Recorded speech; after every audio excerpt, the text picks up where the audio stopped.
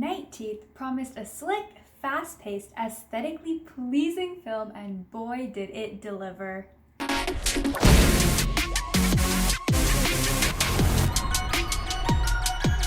Ew.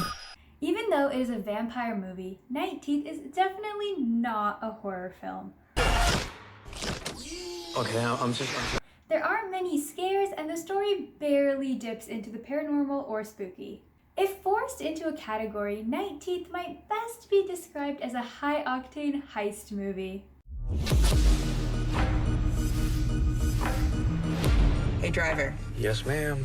Let's play a game. The pacing of this movie is very clean. The first 20 minutes of the film are a little slow as the audience waits for Benny to figure out the true identity of his passengers, but things pick up after that.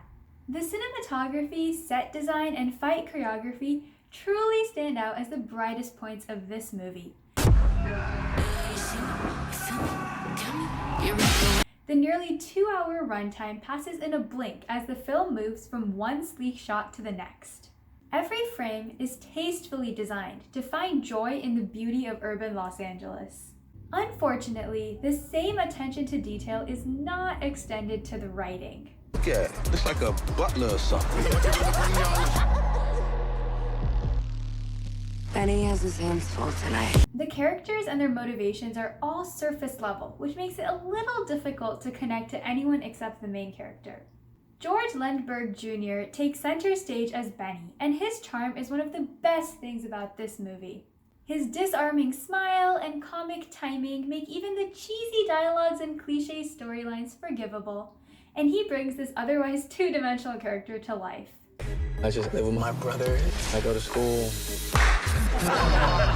Lucy Fry shines as the unhinged and sadistic Zoe, and is the only genuinely frightening part of this film.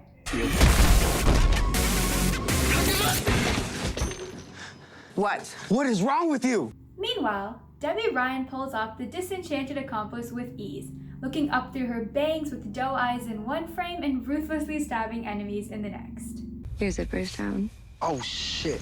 Sadly, even Megan Fox's cameo was a bit of a disappointment as her character had essentially no impact on the overarching story. We are richer and more powerful than you could ever imagine.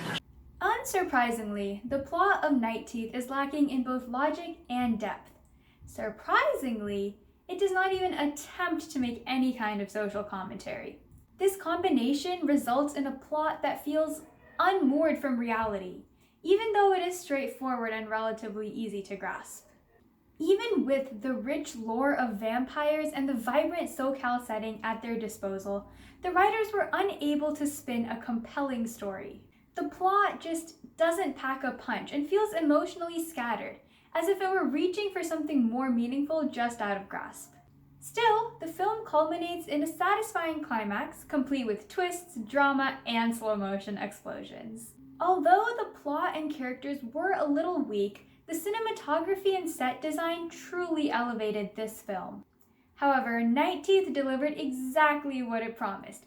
If you're looking for a light, snappy movie with sleek shots and a charming Afro-Latino main character, Night Teeth will be 107 minutes well spent.